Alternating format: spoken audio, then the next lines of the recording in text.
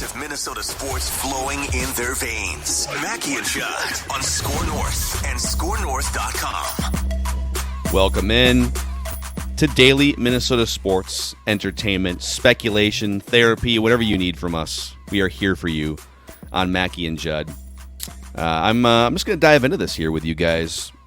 This is from MLB.com Twins reporter Doe Park. Yeah, I don't know. We were asking for this last week. I don't know if Doe, if he heard or if it was coincidence. I'd love Carlos Correa on the record to say, "Hey, you're the team leader, one of the two team leaders. What do you want the Twins to do at the trade deadline? What would make your decision to stay in Minnesota a little easier, maybe in a few months, because you can opt out after 1 year?" And Carlos Correa was asked that exact. Well, I don't know what the exact phrasing of the question was, but he said, much like when he was in Houston, he's had, quote, good conversations with the Twins front office about the club's needs at the trade deadline. He says they ask for his input, and he brings up players to them who he thinks could help the Twins. I told you guys a couple months ago I had heard that process was definitely ongoing in the early part of June, that he was already, not in like a contentious way, but offering his thoughts on, hey, we're off to a good start. What are we going to add here? Here are some thoughts, etc. So it sounds like it's a two-way street. Quote, they know, we all know our needs, Correa said. Yeah, there's always an expectation that something can be done. It was the same in Houston, especially the last few years. I was very vocal about the things we needed and specific players that can make us a lot better. And the Astros were very aggressive at times at the trade deadline. So there you have it. That's Carlos Correa on the record saying, all right, we know what we need. Let's make something happen here. And maybe you can make his decision to remain a Twin an easier one if you are aggressive in the next few days. So, yeah, I don't know if he is going to choose to stay or not, but I think the fact that you have him makes the entire process very simple as far as you should do something. Again, in the loss to Milwaukee on Tuesday night, we saw an example of what the Twins need, which is no surprise at this point. Starting pitching, bullpen help in a big way. And so if you don't do something by Monday or something substantial, like if you just go out and get, a Dyson type or something, I think the message it sends is so bad. And the problem now is, because of the extra playoff team in each league, so now it's going to be 12 teams total, the prices are going to be huge. The prices are absolutely going to be enormous. But you know what I keep coming back to? I keep coming back to two things that would frustrate me a lot if I played for this team, or heck, if I worked for this team. First thing I keep coming back to is, how can a guy who was hired from Cleveland with a specific really assignment of, you're good at finding pitching, so find pitching, have a starting rotation that when you go through it right now, Joe Ryan, nice young pitcher, but he's not yours, acquired from, the Rays. Dylan Bundy starts last night. It's a disaster because you're asking too much there. It was the wind was blowing out. In fairness, I thought there was a little jet stream out to the airport hangar was open today. They didn't even tell him is the roof going to be open, closed. They don't tell you that information. He was so bothered by that. I heard they rushed him back from the All-Star break too. He wasn't supposed to start till today, so I don't blame Dylan Bundy for. I hope he's gone soon. Sonny Gray, not theirs. So as far as the starting rotation goes, you do not have a good, competent right now starter who you've developed. And the bullpen is worse. The bullpen is absolutely worse. Duran is a great pitcher, and look, he's going to have some problems at times. I get that, but you get credit for, he is a flamethrower. He's what this team, going back to Terry Ryan, has been absolutely coveting. But beyond that, you bring in Joe Smith last night. Joe Smith. How many times does Joe Smith have to show you that the first 2 months of the season are long gone and that he is a complete flop? So what frustrates me there is, why are you always, and Dex and I touched on this in our reckless trade speculation Tuesday, why, Phil, are you always, when it comes to the bullpen, going to the junkyard to acquire, for the most part, jalopies, putting yourself in this predicament? Like how jalopies they are. Is a great word. They're jalopies. I mean, What is a jalopy? Just a piece of crap car. Just it's got Jalopy. it runs, but it don't run well. I think that's a jalopy. But that's my point. Is like you need to do something now, in part because you did not sufficiently address either need or have not through different means. And the bullpen thing drives me absolutely crazy. Like we have a huge now backlog of cases, right? Where teams with dominant bullpens are successful. And every year, you're going to a garage sale to be like, well, we'll fix this guy. Well, guess what? You're not going to do it. You're not going to do it. So, yes, I think they need to make moves to send a message that there is some thought process here of getting pitching that is right now, to me, not even close to being sufficient to getting it to be far more competitive. Did you look up jalopy there? I did, but it was an Indian sweet dish.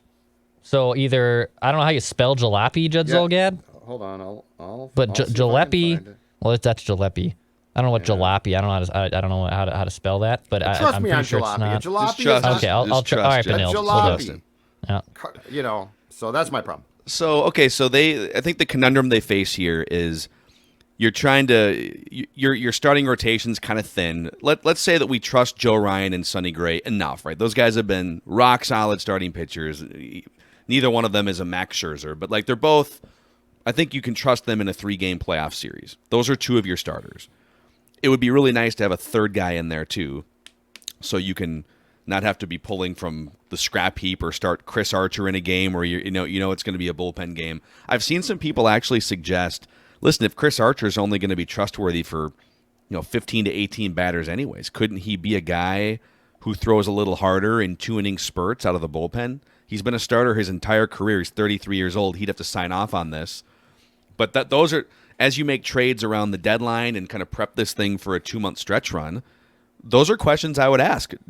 Maybe Chris Archer is better out of the bullpen. I don't know. But then who takes his place in the starting rotation? When does Bailey Ober come back? So you're trying to figure out your starting rotation. Let's go into this random trade idea real quick because I think it kind of fits. I think we should, until the Twins do something or until the deadline, maybe we should just spend the rest of the week pulling in random trade ideas. Declan found this from MLB.com. 7 trades contenders need to make. And number 5 on the list is the Twins calling in bullpen backup help. Here's the proposed deal. I'm going to warn you, the sticker price here is a little shocking. But this is what's going to happen. If you want to either bolster your starting rotation with a guy that is a playoff caliber starter, or you want to make your bullpen better, not just in the 5th, 6th innings, but you want guys that can be slotted right in behind Duran, right?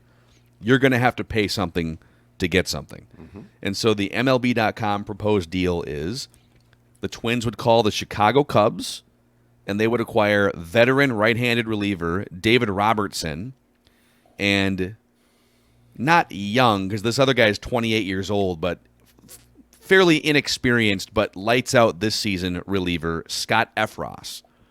And you would trade Spencer Steer, who's an infielder. He's now your 7th best prospect.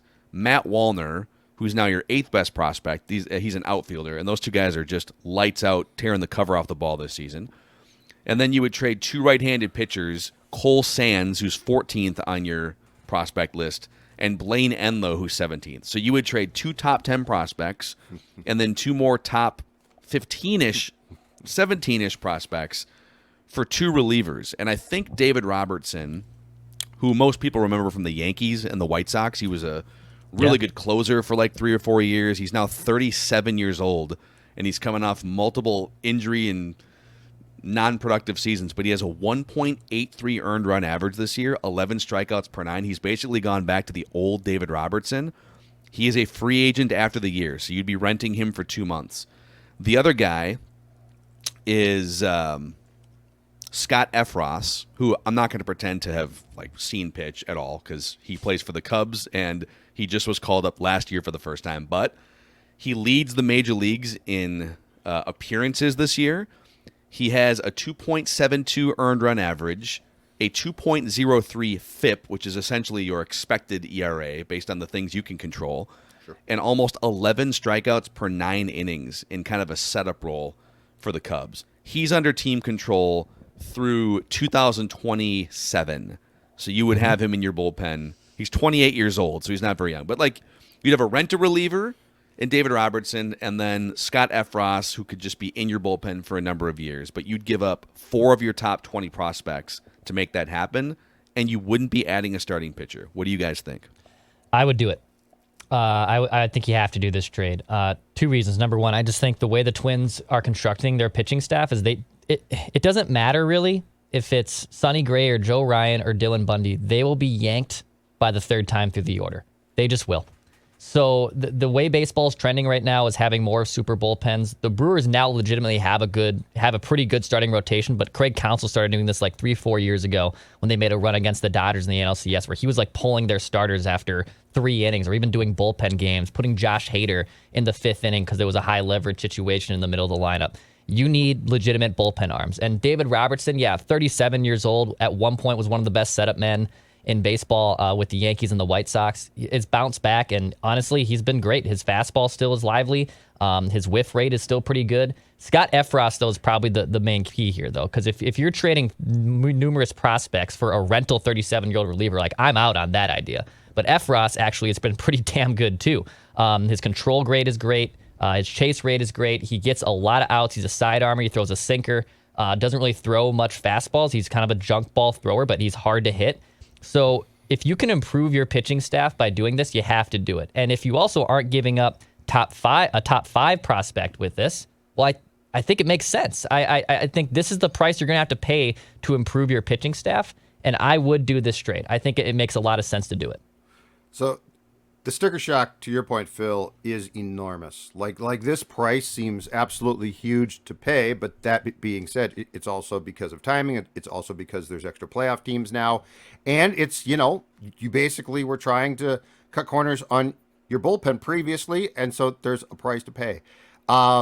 If you want to prove you're serious, I think you need to do that trade, and I think you need to get a starter. And it's probably not going to be a top line guy, but it needs to be an improvement. My issue is this. If in the first round, let's say, God willing, you win a game. Oh my God, the 18-game streak is over. Is it worth giving up 4 top 20 prospects for 1 playoff win, but you still lose the series 2 games to 1? It's one of the most embarrassing. It's one of the most embarrassing streaks in sports. But the point is this: if you want to seriously compete, and your answer from the Twins might be, no, we really don't care. But if you want to compete, you do this trade, and then you turn around and get a starter too. Because I agree, Joe Ryan probably starts game 2. Sonny Gray, in my opinion, probably starts game 1. But let's say it goes 3. Who starts game 3? And are you really going to get to game 3 and be like, we're sending Arch out there?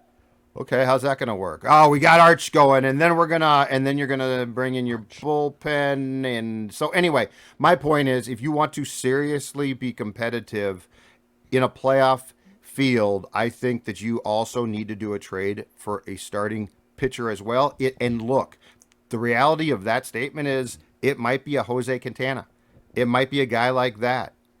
That's probably likely. So he's with the Pirates now. That's the type of likely trade. Like they are not. I think that they are positively, because of their lack of true top end prospect types. I think they're out on those top 2 pitchers. Montas, who by the way scares me too. He's had shoulder problems. Okay, so like that's tempting fate there. And I believe Castillo of the Reds is going to bring back way too big of haul potentially from a team like the Yankees. So. This depends on what their decision is. But what Correa is saying, I think, is incredibly fair, and what he's been saying, according to you, behind the scenes the entire time, is incredibly fair, which is basically this: whether I return or not, I gifted you me. And I am a phenomenal player, and he is. And watching him on a daily basis has been a joy. So I don't blame him one bit for saying, take advantage of having me, Carlos Correa, here. I saw Dan Hayes from The Athletic reported at some point in the last couple of days, too, that so Luis Castillo is the Reds' lights-out number 1 starting pitcher, right? And then they also have 27-year-old Tyler Mahle, who's been good for them the last few years. And he reported the Twins actually like Mahle. He's a right-handed starting pitcher, and he has, I think, 1 more year of team control after this year. So you get him for a year and a half.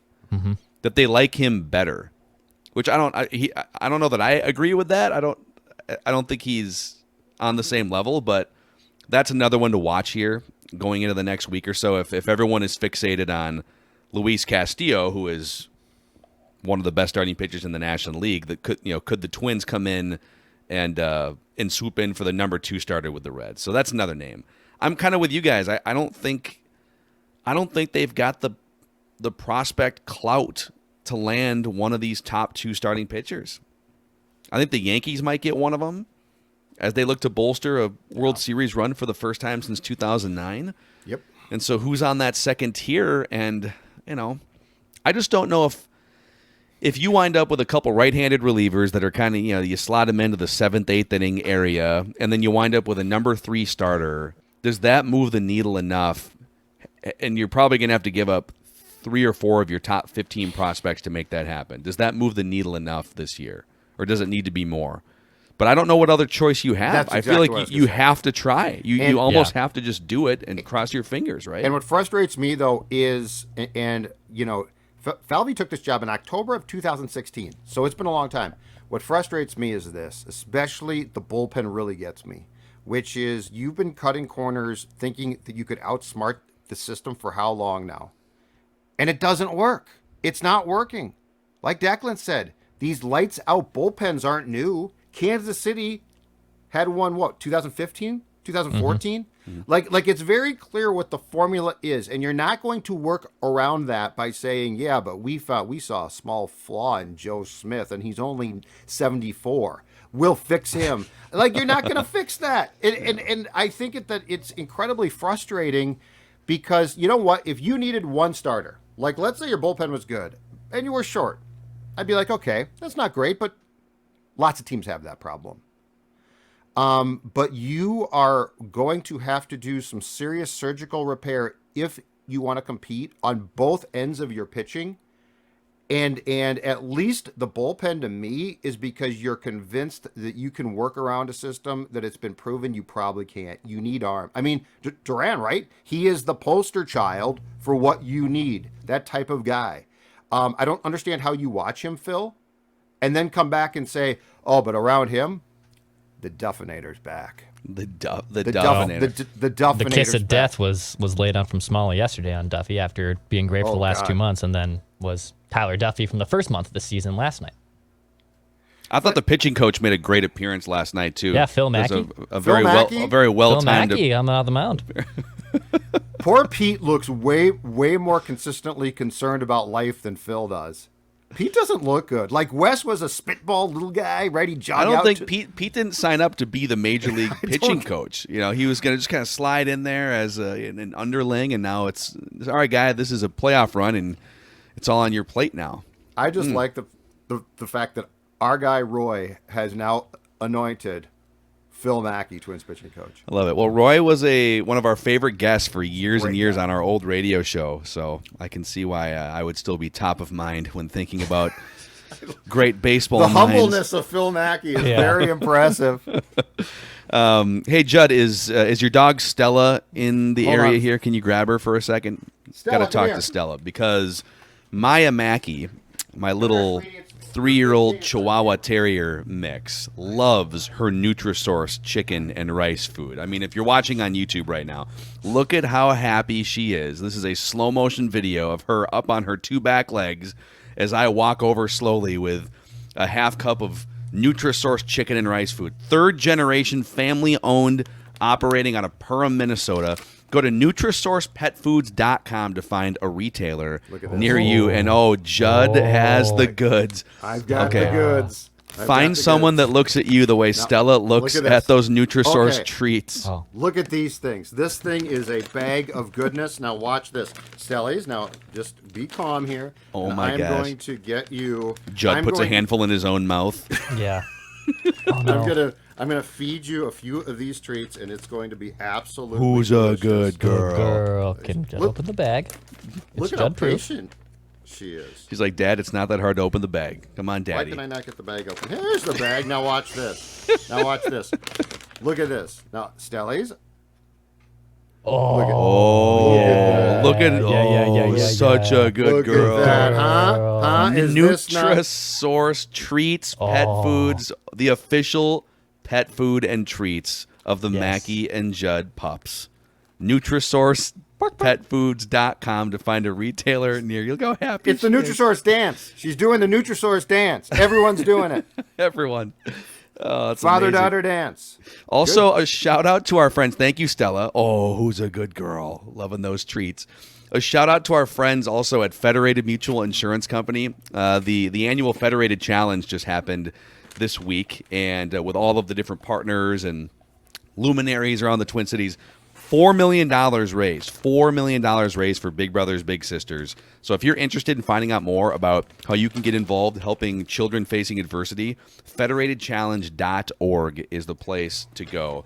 I want to see Judd put a handful of those Nutrisource got a treats bonus in treat. his mouth. They smell good.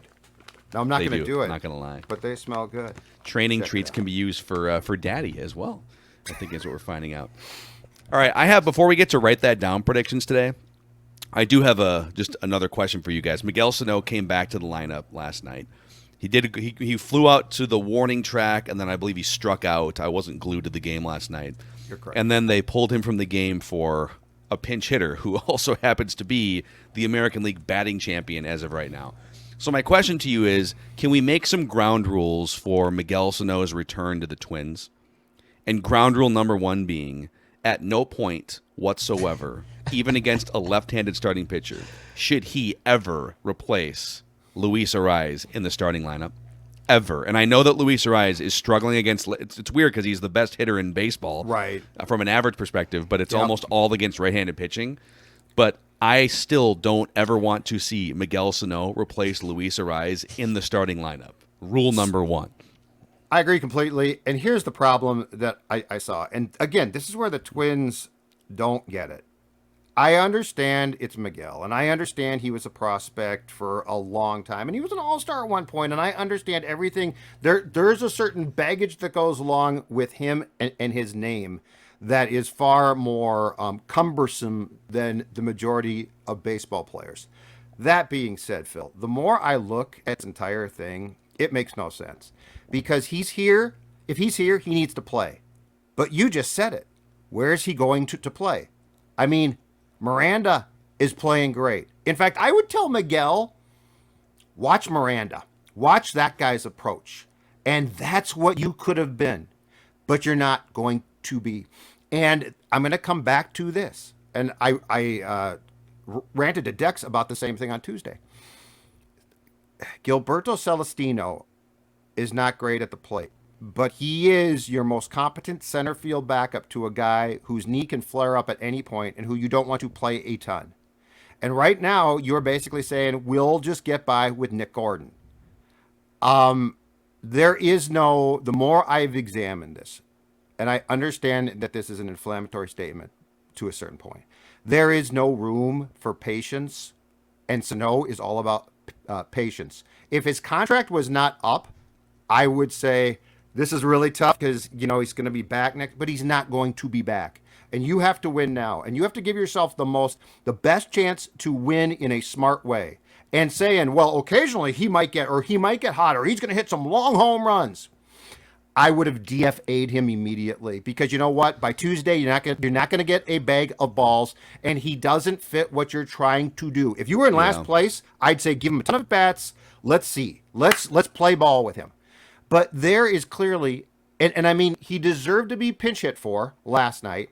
But when you have to do that, there is clearly not going to be enough sufficient at bats. Give me the defensive center field replacement for the guy with the bad knee, who I am certainly not going to screw with. And I told Dex this too. You cannot now say, well, we're going to play Buxton in the field a bit more. You've gone down this path of telling us why you're not, and we've agreed to it. Like, I'm like, okay, I get it, don't love it, get it totally. And now you're going to like try and create bats for this guy who is a strikeout machine. And by the way, a guy who's not going to be back and his career here is done. You're trying to win a division here. It does feel a little like they're shoehorning him in here, right? And I think, all right, I'm just putting out my little spidey sense feels. Rocco Baldelli, I wonder what he really thinks about this. Because every time he was asked about Miguel Sano's rehab appearances, hey, he hit a couple bombs last night in St. Paul. Oh, look at that. Oh, a couple hits over here. And he kind of he certainly had no enthusiasm in his responses to the way Sano was performing on the rehab stints. Yes. And he even kind of said, listen, like I'm not even really following the games, or I haven't looked at the stats. We'll make a decision when it's time. He wasn't enthusiastically pining for Miguel Sano to be back in the lineup. But it'll be really nice to have a thumper like that back in, right? That's like most managers talk about those types of players differently than the way he was, right? Oh, man, yeah, we're really excited. He probably just needs a couple more games. We're really excited to see what he can add to this lineup and give us a boost down the stretch. That's not how Rocco was talking about this.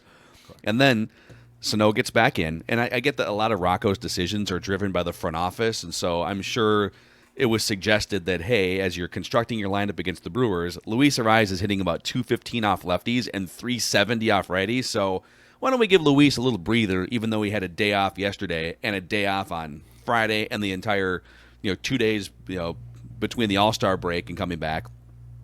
So if you're Rocco and someone says he has to be on your roster, he has to be in your lineup, but now it's up to you how you want to manage that. He bats him ninth and pulls him after 2 at-bats. Right. So that's I thought that was interesting. I'm just saying. I don't know that Rocco is in love with this. I guess is what I don't have any information. I'm just floating it out there. But I mean, yeah, and if you had if Sano's splits for like the last 2 years had been like, look, against Southpaws, this guy is phenomenal, I'd be like, oh, okay, but they're not.